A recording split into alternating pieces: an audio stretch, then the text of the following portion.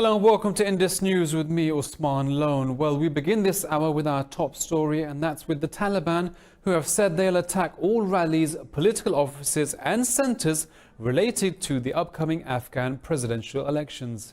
In a statement, the group called on the people to reject the process and stay away from all election activities to avoid being targeted. Calling the Afghan government slaves of the United States, the Taliban said they will disrupt the polls. The statement said all the country's major and minor roads will be closed by Mujahideen on election day.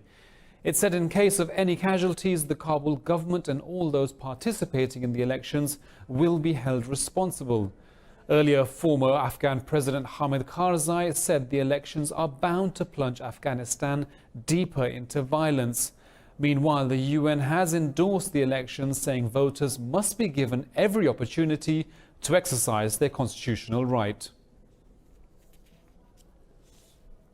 Well, in a related development with Afghanistan, NATO Secretary General Jens Stoltenberg has called for the Afghan peace talks to be restarted. In an interview, Stoltenberg said all parties have to sit down and make real compromises at the negotiating table. He said the process must resume because a good deal is more important than a quick deal. The NATO chief said the two sides need to work together to find a political solution instead of trying to win it on the battlefield. Well, 9.6 million registered Afghanistani voters will be using their right of vote on Saturday. They'll be looking for peace, stability and the right person to lead their war-torn country. Election officials say preparations are well in hand, but security concerns could keep Afghans away from the ballots. More in this report. The Taliban have made no secret of their aim to disrupt the election when President Ashraf Ghani will be bidding for a second 5-year term. The legitimacy of the eventual winner will be undermined if turnout is too low. The Afghans also approve of appointing young and educated people in top government positions. I'm very hopeful for the upcoming elections of Afghanistan because this would be my first time to vote for the candidate as a democratic, as a citizen of Afghanistan. Ghani is up against a crowded field of 15 candidates, including long-term rival Abdullah, now serving as the country's chief executive. Despite security concerns, people want to vote for change. I have been a blacksmith for 20 years and we want to have a good election. I call on all people to vote for a good and righteous person as the next president. Also on the ballot this time around is Bulletin, a former warlord whose fighters are accused of killing thousands in Kabul during the 1990s civil war.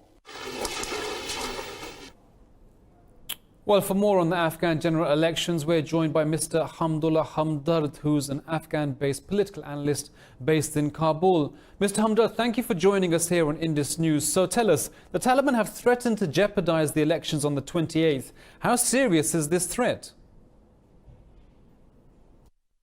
Well, first of all, I'd like to say that the Taliban are in a very sensitive position at the moment. From one side, we see that Trump has stopped the peace negotiations with the Taliban and there is no pact signed between the Taliban and the US or the Afghan government. Second thing is that Taliban have always threatened during all the previous elections as well. And that is not a very big concern because the Afghan National and Defense Forces are trying to secure the polling stations and to take care of the security of the people. These are the two sides. The third thing, which is very important, I believe that if Taliban really want to show to the world and to the Afghan people that they are really determined towards the democratic processes, then they have to prove this in action and they also have to show some flexibility in reducing the violence in Afghanistan. Hamdard, you say we can't take the Taliban that serious in their threats, but we've seen so many attacks over the last couple of years. Can the Afghan government protect the people to come out and vote in confidence to come to the polling stations? Well, there are like 431 more polling centers or polling stations that are closed due to some insecure environment or that the Afghan National Security Forces could not reach them, or they could not assure the security of those polling stations, they are closed. There will be no elections. So I believe that this time we will have a very successful election, and people are very much willing to hear from the next government, from the next president of Afghanistan, about the peace talks with the Taliban. They want to restart the peace talks with the Taliban. Of course, the peace talks will have to be led on by the Afghan government, and the US or other countries could be a part of this peace talks as the third parties. Hamidullah, let's say we do have a successful elections like you're saying now, but how do you see the future of Ashraf Ghani after the polls? Will he be able to retain his power on Afghanistan? Ashraf Ghani has been the favorite so far, and it seems like he might win 65% or 67% of the votes this time. However, there are some big jihadi faces for the warlord. They are with Dr. Abdullah, and there are some new candidates like Said Nurullah Jalili, Nur Rahman Lewal. They are also trying their best, but the percentage, and also Hikmatyar, so far the percentages, the surveys and the polling that have been done in the social media or through some websites, Dr. Ghani has been at the top, and in the second, sometimes there were Hikmatyar, and sometimes Dr. Abdullah, sometimes Nur Rahman Lewal, and the others had very low percentage. But let's see what people decide on Saturday. That will be definitely the people's decision. But the chances of Dr. Ghani are very high. Well, thank you, Mr. Hamidullah Hamdard there from Kabul, based in Afghanistan. Now, in other news, a US court says visas should be issued immediately to all Iraqis and Afghanistanis who assisted in the war on terror. A federal judge ruled the delay in the provision of visas to thousands of such individuals, and it's lawful. In the ruling, the federal judge called delays experienced by the plaintiffs unreasonable. The Iraqis and Afghans who served as translators or cooks for the US military during the war applied for visas under the Special Immigrant Visa Program. Applicants say their lives were being put at risk by the delay. The court has ordered the US government to submit a plan to decide the delayed applications quickly. The plan is due within 30 days after a final ruling on class certification is decided by the court. Now, Pakistan's Prime Minister Imran Khan says Indian Prime Minister Narendra Modi's racist rhetoric has stalled regional economic growth. Khan said he's committed to welfare-driven development, but India's rhetoric is forcing the region to amp up its defense spending. In an interview with the Wall Street Journal, he said Modi's repressive and illegal actions in occupied Kashmir will have global consequences. Khan said the world does not understand that this can go horribly wrong.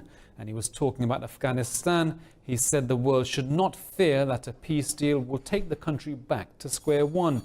He called for the resumption of Afghan peace talks between the United States and the Taliban. Kashmiri Americans are holding a vigil in New York's Times Square against India's illegal annexation of occupied Kashmir. They'll gather in solidarity with their loved ones who are currently suffering under New Delhi's curfew.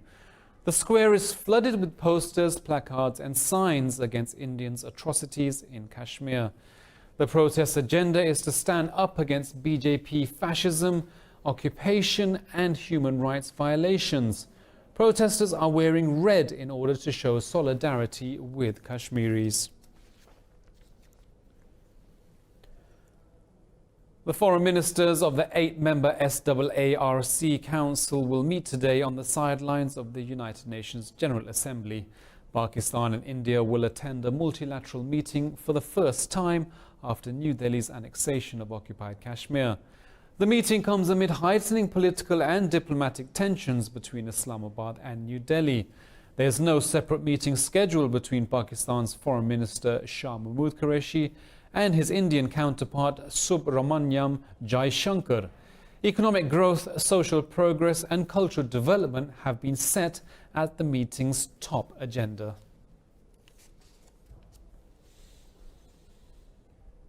Well, China says it will hit back forcefully at the US for what it calls direct and unprovoked interference in its domestic affairs. Foreign Ministry spokesperson Zheng Shuang says the bill is a malicious attempt by the US Congress to contain China's development. He also deplored Washington's sanctions on Chinese entities and individuals the US says violated oil sales sanctions on Iran. The statement came after US Congress officially pushed a bill supporting the protesters in Hong Kong by putting pressure on China. The US Congress and Senate will vote on the Hong Kong Human Rights and Democracy Bill in the coming week.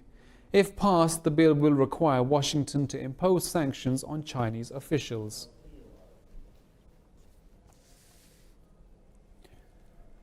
Turkish President Recep Tayyip Erdogan has called for restraint against accusing Iran of being behind the attack on Saudi Arabia's oil facilities.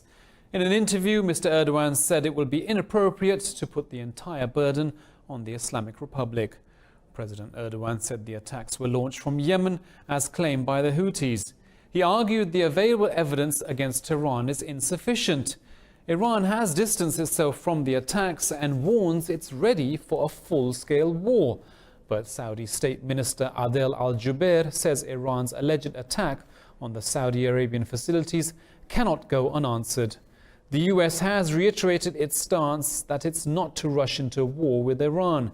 And Secretary of State Mike Pompeo said Washington wants a peaceful solution to tensions with Tehran.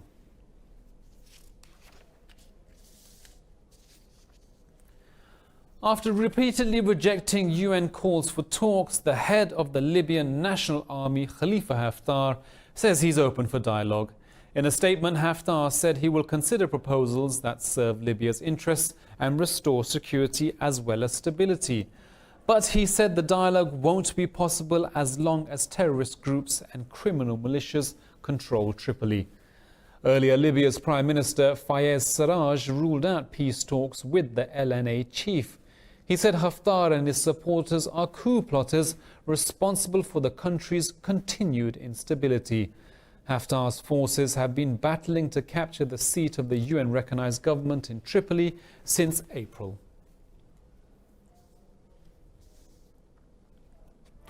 Well, we'll be back with more news from around the world after this short break.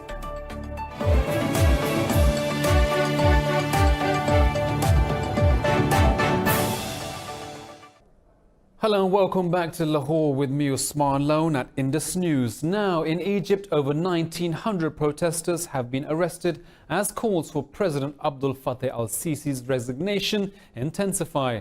The government has begun rounding up prominent opposition leaders.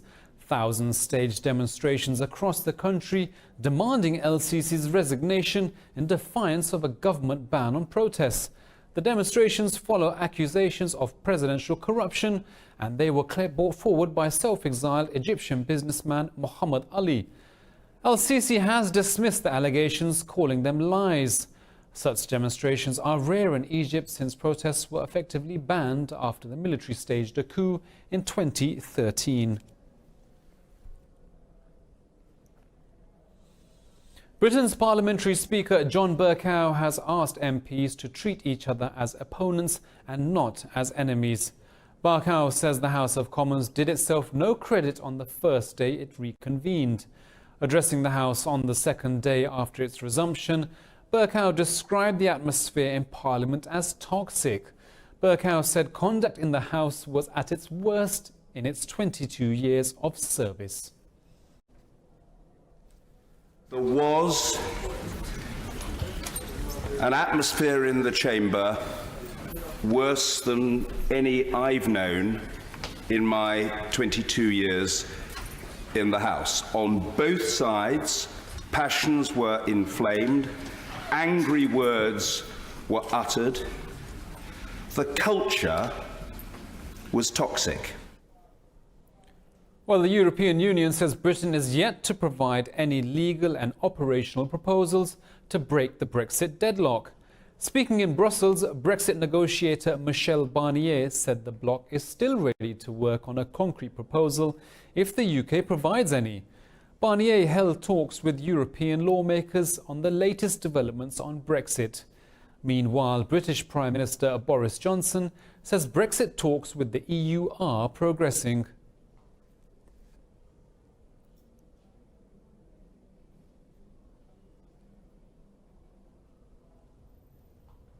Okay.